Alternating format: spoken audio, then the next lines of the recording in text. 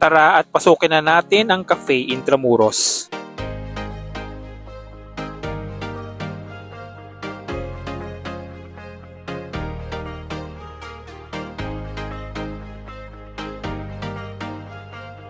Ito ang kanilang hot and cold beverages at ito naman ang kanilang indulging sweets.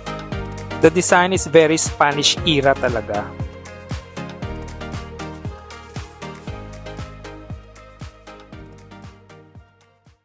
Sa baba niya. Ito yung sa baba, medyo puno naman siya. So meron palang second floor sila. So dito yung daanan sa may kitchen. So doon ako papeso sa second floor. So yung pa second floor dito sa kitchen daw yung daanan. Okay. So meron palang second floor, guys.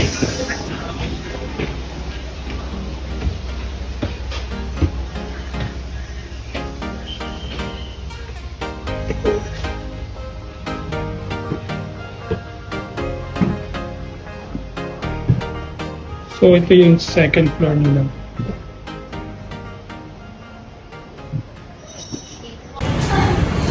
Dito tayo malapit sa window.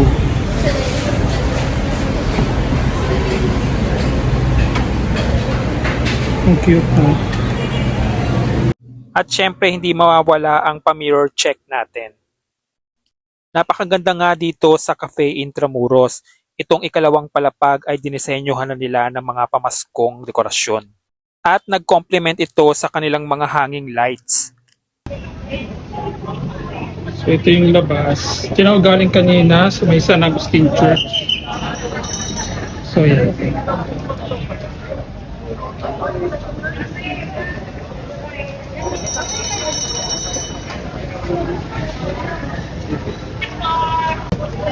Maraming mga turista ngayong araw. Mga European siguro yan.